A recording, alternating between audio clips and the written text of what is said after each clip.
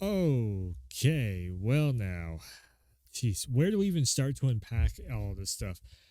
Xbox, major, gigantic, probably one of the biggest leaks that we've seen in gaming history. I mean, absolutely one of the biggest gaming leaks that we've seen in history. So Xbox has had basically their whole roadmap for the next 4 years has been leaked, and so this all comes down to, after they bought ZeniMax, now Microsoft is really trying to go after, well, Xbox brand division is really trying to go after Activision Blizzard King. And in doing so, they've been in this whole FTC court case drama for the last like 4 months, 5 months, some crazy amount of time, which that in its own self should not really be happening. The Activision Blizzard King deal. Activision Blizzard is such a big network of different studios, not just like a couple studios that work together to make like a Division 1, Division 2, Division 3 studio. Like Activision Blizzard is multiple big AAA big budget studios that Xbox is essentially trying to buy out.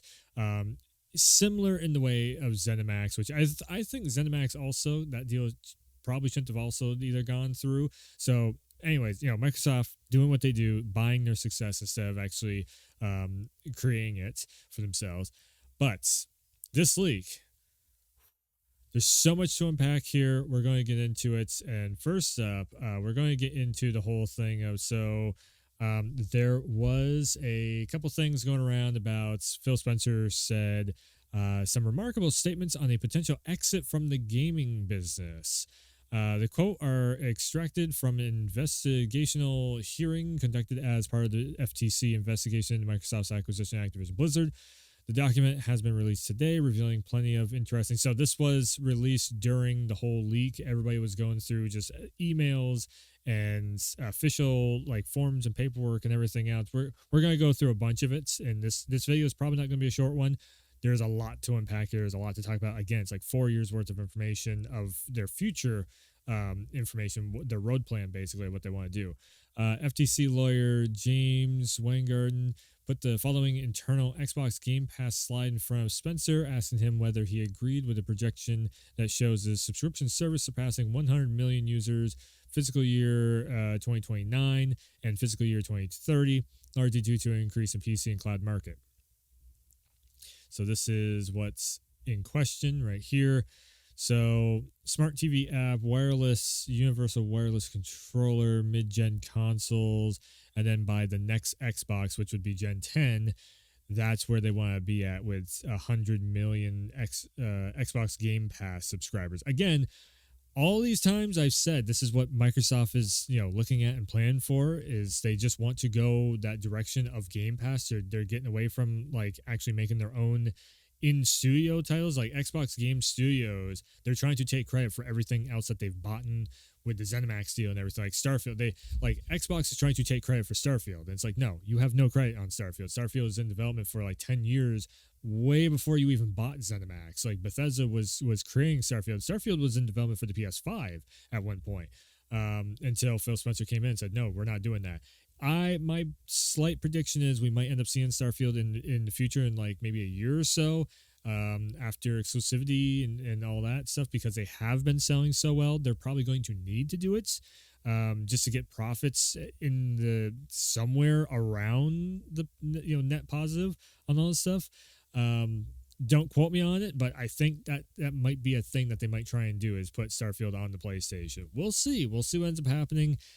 It just seems, I don't know, it just seems like they should, and they probably would, because if you keep a game exclusive, you're losing sales in the long run. Anyways, so yeah, their whole thing is like they want cloud gaming to be the top priority, PC gaming afterwards, and then the Xbox is kind of like the third line afterthought, which again, this is what I've been saying. They're going for PC Game Pass on the PC, get yourself a decent running PC, play the games on PC, and then they don't have to worry about putting out a box every few years that is another upgrade, because every time a company puts out a console, they lose money on it. They are losing money. Where they get the profit off from is the software sales. So why not just go software? Again, I've been saying this for the last 3 years since Xbox has been putting out a console, and the PS5 has just been stomping all over the Xbox. It just is. Whether you're a fan of the Xbox or not, that is the fact of the matter. That the numbers do not lie on that aspect. There is just way more games and stuff to do on the PS5, so there's a lot of people that go that route. Now, there is a lot of people that go PC route also. My primary stuff is PC, PlayStation 5.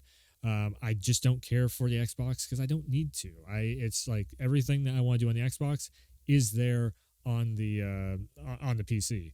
So, so from Phil Spencer, this is Microsoft Light Green Blue segments, PC and cloud, much larger and much faster by fiscal year 2027, or it could opt out of the business altogether. So this is from Phil Spencer talking here, I do believe. I do not believe that that is what the future Xbox business would look like. This is a representation from our devices organization to the gaming leadership team. So this is the view from the team that is charged with building our hardware on what the future business would look like. I can fairly safely say that if we do not make more progress than this off of console, I'm not quite sure exactly what he means by off of console. So I'm guessing it's the people that don't own the Xbox.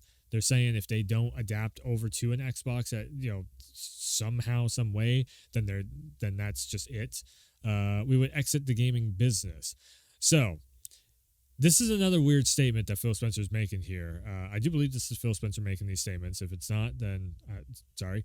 But what's being said here is if they don't sell an Xbox, then there's no reason for them to be in the gaming business, which is really stupid to say because of the fact that PC is a whole ass market that they can work with. So why would you just give up the gaming industry altogether if you have the PC that you can work with, and just start marketing the PC and start making it so, get rid of the Xbox, don't, be done with the console space.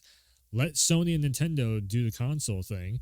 And I guess the Steam Deck also technically is, and the ROG Ally for like your mobile gaming type of scenarios, or you can take your AAA game on the go. But yeah, just Xbox, don't even worry about that. Just go over to the PC market, and then all you have to do is deal with like Steam and Epic Game Store, basically, like for your profits margin. You can do that. That seems like a more likely thing than trying your hardest to outdo the PlayStation when they just keep putting out these big AAA, big budget games. They have so much more of a revenue source at this point that they are working because they invested the correct ways in making big AAA titles. Again, if you're going to try and argue Starfield is the big AAA title, that was in development before Microsoft actually. If anything, Microsoft screwed up more. Microsoft screwed Bethesda more profits than anything with the deal, because as soon as they bought ZeniMax and bought Bethesda, they said, no, you cannot put this game, like Elder Scrolls 6 is most likely not coming to the PlayStation also, which is going to screw them out of sales. You could, and then I guess the other argument that you could try and make is, well, PlayStation does it too. Yes, but the thing is, PlayStation sells so many games at one time exclusively, even if it is just exclusively on the PS5. We just seen this with Final Fantasy 16. I made a video on it, actually, where Square Enix lost like $20 billion, but where they actually made profit was the PS5 sales of FF16. And anything that has been exclusively on the PS5, that's where they're getting their sales off from. So Sony can get away with it because they just have the install base there. Xbox is struggling from top to bottom with this console. So let's see here. A majority of our customers are found off of our own hardware, which means either PC or PS5. I would hope by earlier than 2030. So we're talking just under 10-year mark. So when you ask me if I agree with this chart that the light green and blue, depending on what colors you see there, would have to be much larger, much earlier, I would say by fiscal year 2026. So in the next 3 years, or maybe by 27, that we should be in that position, or we'd have to make a different decision with the business. So it really comes down to if they can put out. So Starfield, as successful as it was still Bethesda through and through. It still had a major amount of problems with a lot of different systems. I personally didn't have too much problems with it. I thought for the last like 3 or 4 Bethesda games that I've played, it was the least buggy one that I've played over the years. That's because they had so many multiple studios working on this thing. It did work for me. There was a lot of other people that have posted videos where the whole thing is wigging out and all that. Could just come from a game testing, lack of game testing. They're trying to put that game out as fast as possible to try and save the Xbox, save the Game Pass. I don't know. Now, there's a reason to believe Spencer may have exaggerated a bit. Microsoft stressed throughout the whole FTC investigation layer in federal court that the acquisition of Activision Blizzard was critical to plans and grow in mobile and cloud markets. This is the other thing too. Mobile and cloud markets. Why are they stressing so much on mobile? I mean, mobile, sure, you make a shit ton of money off of mobile, but cloud markets aren't going. That's not a future. That's not going anywhere. That's all you're going to do is everybody for the last like 10 years, anybody who has invested in the cloud gaming where you stream the game and all that stuff, like the only time cloud gaming has actually worked is when it's like Azure AI stuff working with Microsoft Flight Sim, and that's because it was just AI running on the cloud. That was a tool set in place of Bing Maps to put the actual like distancing and everything on the map for Flight Sim. It's the only time it's ever worked. Outside of that, if you try and run a game over the internet, you're going to have inherent lag. You don't want to play a full game over there. You could try before you buy, maybe on cloud markets, but if you want to actually play the game, you're going to download it. This is the reason why I said instead of them investing in the Xbox, they should go over and invest in like an ROG Ally or something like a Steam Deck, to where people already have their PCs set up, and then get everybody to buy a handheld, and then you can take it on the road with you. That's something that Sony does not do. Something that Microsoft does but doesn't do well. That's your market. That's your slice of the market right there. Microsoft writing for Xbox Series mid-gen refresh and next generation console coming in 2028. Microsoft has invested heavily in the gaming market between the acquisition of ZeniMax and the attempted deal to buy Activision Blizzard. The thing is, though, it's not that they're investing heavily in the gaming market. No, they are investing heavily in their own wallet with this, because what they're essentially doing is they're buying out licenses so they don't have to make new products, and they are just taking what was already made from people before and saying it's their own. That's what they've been doing over and over and over again. And that is where I highly disagree with Microsoft. I think you should be making brand new products. You should be continuing, do a good job at continuing what you already have. We have a new Forza game coming up. Halo Infinite dropped on its face. I didn't mind the single player, but there was a lot that was wrong with the multiplayer. Here's what it costs for Microsoft games to get on Game Pass day one. Now, if you look at this, I mean, we're talking probably half of the budget that Sony puts into all of their AAA first party AAA big budget games of PlayStation Studios titles that we all know and love. Your Spider-Mans, from your God of Wars to your Last of Us to your Days Gone, all of those games, Uncharted. There's a reason why everybody always brings up that list, because they spend roughly 100 to 220 million in their own product. This is Microsoft's, like, this right here is what Microsoft is going for. Okay, they're going for buying licenses so they can put onto their service.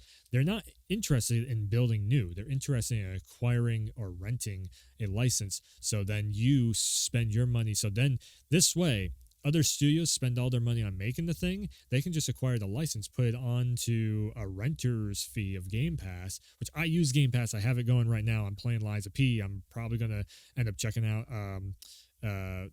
Forza and such like that. I don't have I have nothing against Game Pass or PlayStation Plus tier stuff where you have, PlayStation's doing the same thing. To be able to get access to these games without having to pay full price, some games I don't like. There has been games I want to buy full price because I actually like what they are doing. I get that market. What I don't like is that Microsoft is trying to say that they are the biggest fish in the pond when they are not building anything. They are not making anything. And that's where it gets me like, So This is very interesting though. Red Dead Redemption 2, $5 million a month. Suicide Squad, $250 million it would take. So you are not just renting the license, you are actually also paying for part of that production cost if it's this millions of dollars right here. If it was like Baldur's Gate 3, they're probably paying for the D&D and the Baldur's Gate license just to put it onto their thing because the D&D, Baldur's Gate 3 is a D&D product. I guarantee you that the Dungeons and Dragons, what is it, Wizardly World, I think owns all that stuff. The owners of Dungeons and Dragons paid for the bulk majority of that development cycle, so it's a cheaper license for them to put Baldur's Gate 3 on the Game Pass. $5 million, I could see Baldur's Gate 3 coming to Game Pass in the future, maybe even PlayStation Plus tier. But again, that's a very specific situation. Red Dead and GTA, the reason why, so let's see here. So Grand Theft Auto 5 right here, $12 to $15 million a month, which makes sense because you're making, like, GTA Online makes ridiculous amounts of money.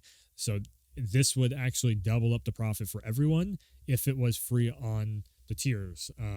GTA 5, I think the last gen edition was free at one point on PlayStation Plus. So if they put this on Game Pass, again, you could double up. I think we need to retire GTA 5 though.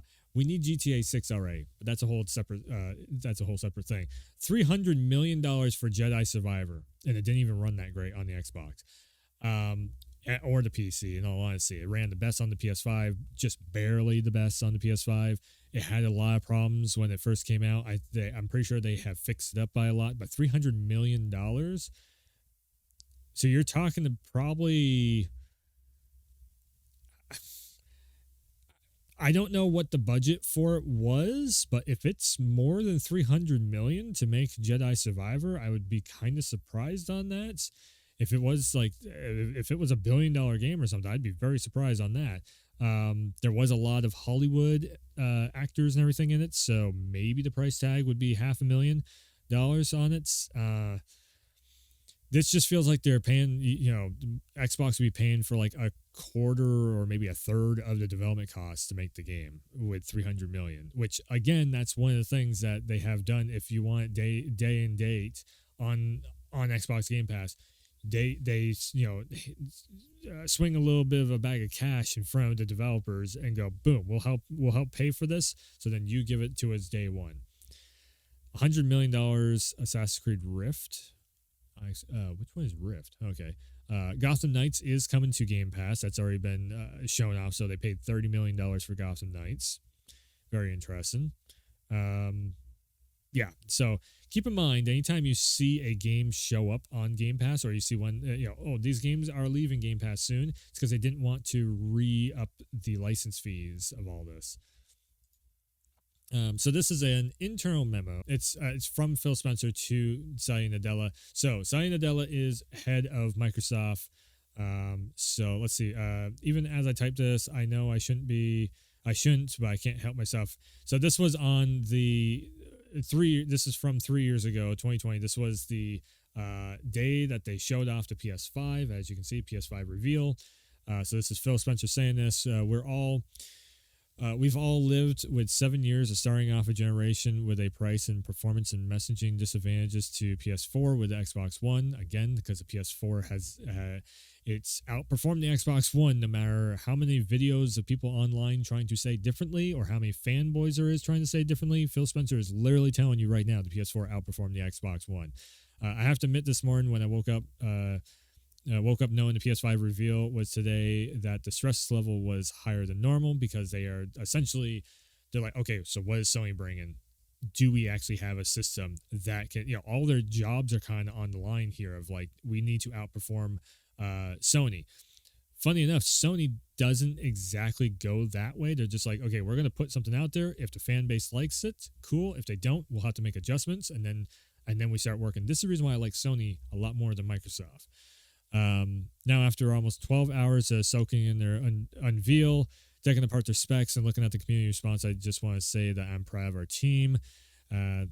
Okay. We have a better product than Sony does, which is just very... So you want to say arrogant Sony. We have a better product than Sony does. not just on hardware, but equally important on the software platform and services on top of the hardware. They had no games on the launch of their Xbox. How can Phil even say this? We have the ingredients of a winning plan. We're going to put out hardware and have no software to back it up. I felt the feedback from the BOD discussion on being too confident, and maybe this will be just a reinforcement that that perception. I get the need to be humbly confident, but today was a good day for us. It really was not, because from the get-go, PS5 outsold the Xbox.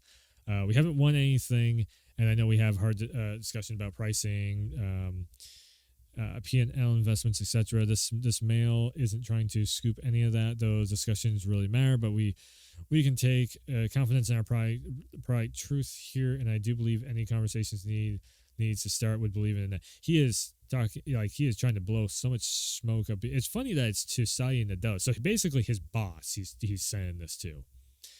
So Phil is basically trying to kiss the boss's ass, being like, yeah, we got this, no problem. That's pretty much like what Phil Spencer is doing there. Details. Okay, so this one is on the PS5 specs, I do believe. Yeah, the architecture. So Mark Cerny, PS5 architect, walked through the design approach to their console. Okay, so this was like even a year before that when they were just doing the teaser reveal. Balancing developer familiarity with innovation. He emphasized that GPU teraflops and CPU is not a good measurement of performance. We made this same point with Digital Foundry. That's right, because Digital Foundry went over to the Xbox Studios and checked out the Xbox Series X up and down, gave their thoughts on it. There was a cooling issue that Digital Foundry, I do believe it was a cooling issue that Digital Foundry was like worried about in that video. But we do have a clear performance advantage, 12 versus 10. Well, no, you didn't, because you didn't know how to utilize it. He also dedicated significant time to their boost mode, where their GPU and GPU who the hell wrote this? Run in variable frequencies, which require them to build a custom cooling solution. We explicitly rejected this design as is a specific challenge for developers, and effective performance is expected to be lower than these boost clock metrics, which is not entirely true. I mean, sort of, but at the same time, it's like whatever the next consoles are. My gut feeling is they might need something to the equivalent of a water cooling system in them. It's good. The next consoles are going to be kind of wild. We expect that we'll have 30% advantage on GPU performance and a 25% memory bandwidth advantage in terms of real world performance. That did not plan out right.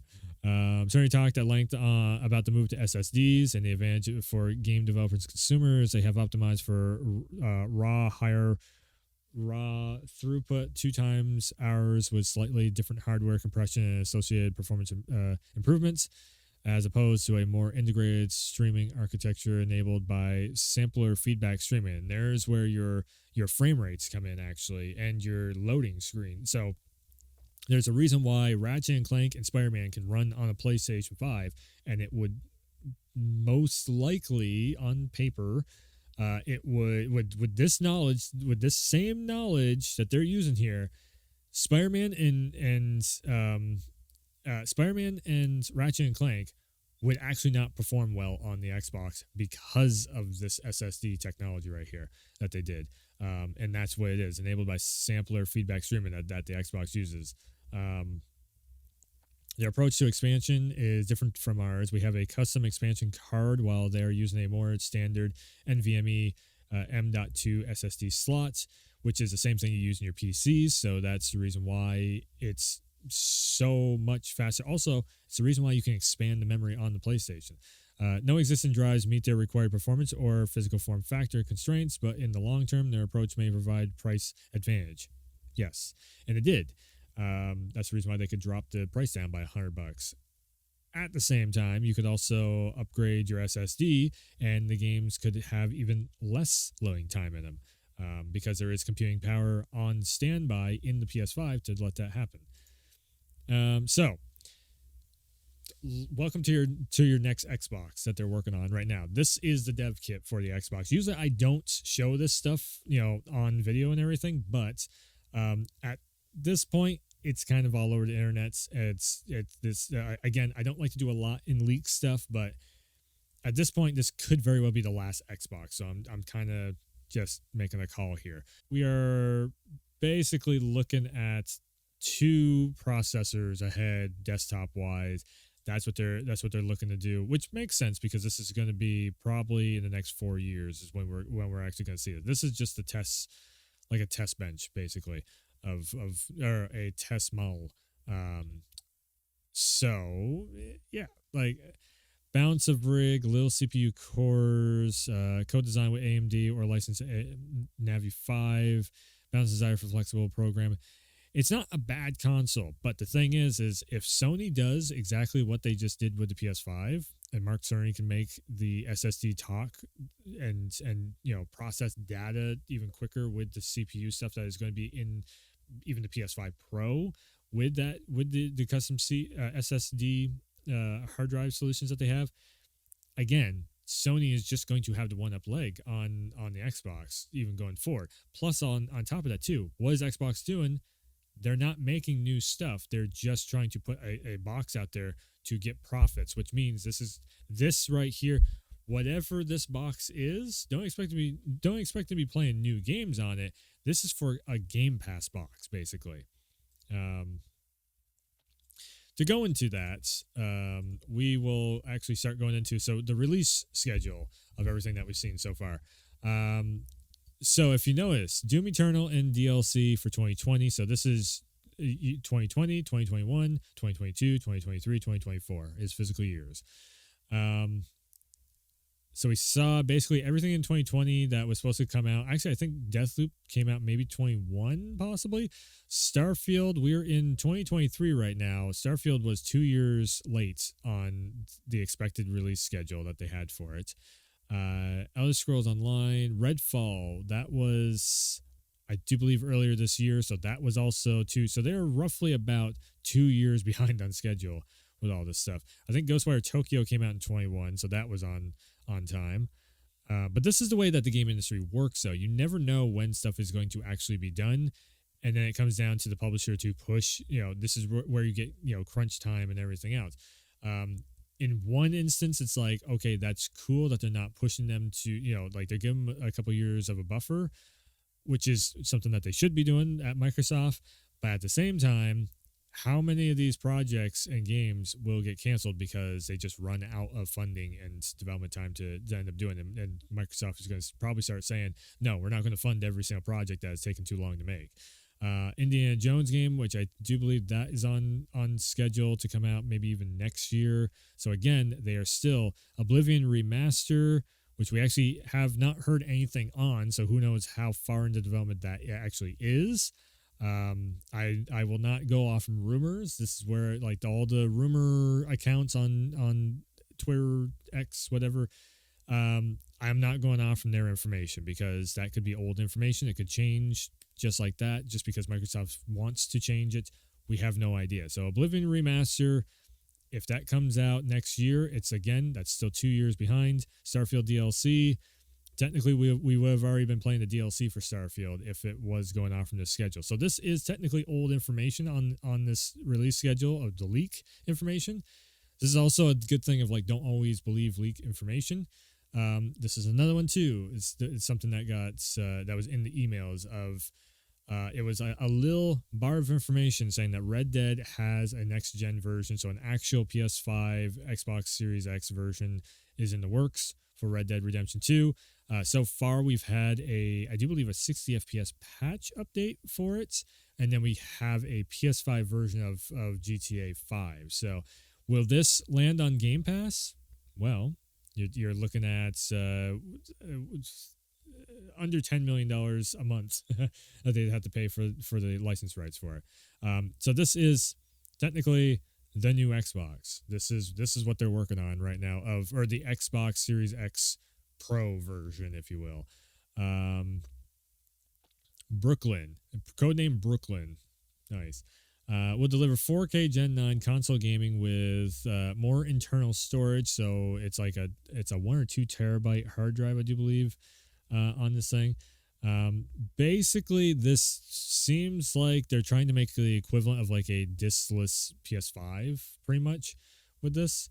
The controller and everything also that they are looking at doing with this. So, more internal storage, 2 terabytes, USB-C front port with power delivery. Again, it's literally what the PS5 does for VR. So I don't know why they're doing. I doubt like how they're doing a VR headset. So it's probably just like extra for some other accessory that they're putting out. I doubt it's a VR accessory because they don't have the studios for VR. This is that there's a reason why I say they're not going to jump into VR because they don't have studios to make VR games. None of the studios are really capable of it. Same great price at $500. If this was taken down $100 because there's no disk drive in it, then we'd be talking $400 for a diskless console with 2 terabytes. That would be all right. All new Southbridge to modernize I/O and sustainable efforts. Wi-Fi 6E radio for better throughout latency. Which again, if they can make the Wi-Fi run faster and faster, then that helps with the cloud gaming stuff. But you're still going to have an inherent latency issue. It's the internet. So you have a 20 to 30 millisecond latency on everything online, and that's on a good connection, like a really good connection. BT 5.2 radio for accessory experience, 6 nanometer die, shrink for improved efficiency. Yes, because basically Sony and Microsoft are both trying to shrink the die on the CPU to make it not heat up as much, so you don't have to have so much of a cooling. So there's no cooling issues really. Reduced power supply by 15% because they're making the die smaller so they can reduce the power supply. New lower standby is 20% off the current standby mode. Okay, so basically less power consumption in standby mode because it is a smaller power supply. Makes sense. Increased use of PCR on housing. Yeah, it's recyclable materials. Okay, even Samsung's trying to be doing that too. And the kicker, the DualSense controller. Sensible.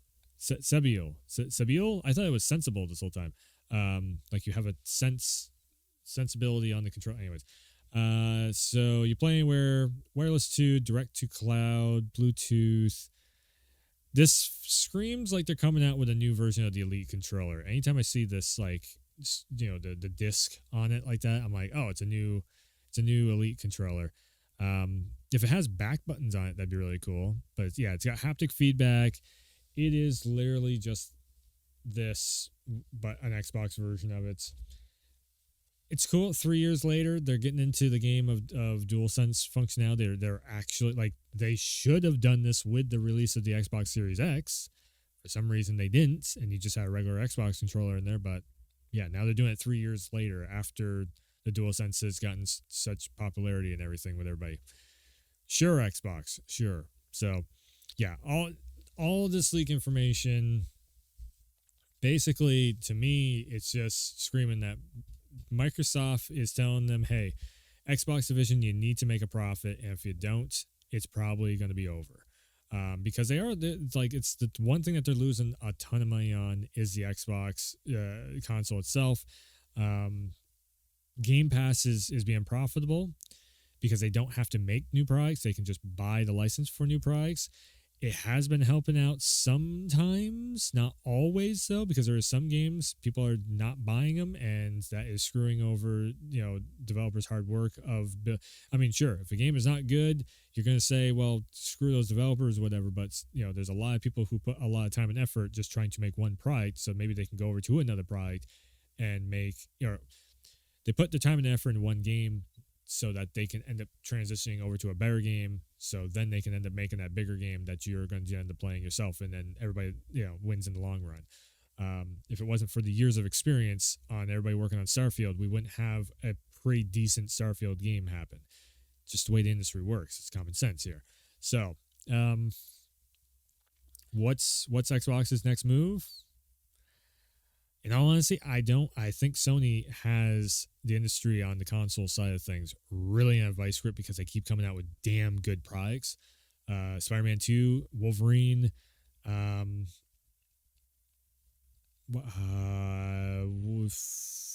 Last of Us 3, that's just the ones that we know of. Like, there's going to be a whole bunch of other stuff that Sony comes out with that is first party. Oh, I think a new God of War, something God of War related is in the works at Sony Santa Monica. So we're going to be seeing Sony just keep coming out with big production titled AAA big games coming out from Sony's front. Microsoft, I see them just going the route of, let's just keep building Game Pass. I just don't see, like, Starfield again.